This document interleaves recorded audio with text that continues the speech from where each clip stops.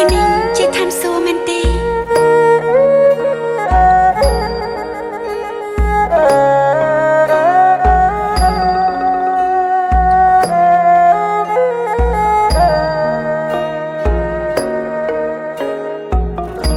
ក្លិនអូនក្រអូ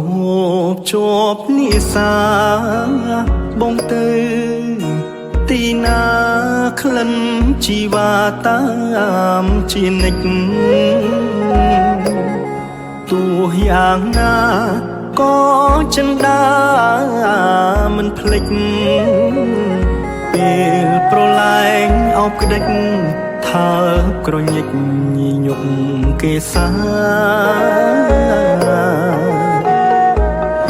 ក្លិនអូនក្រអូបមិនព្រួលប្រែម្ដេចចិត្តកិច្ចការបែប្រែព្រួលពីស្នេហា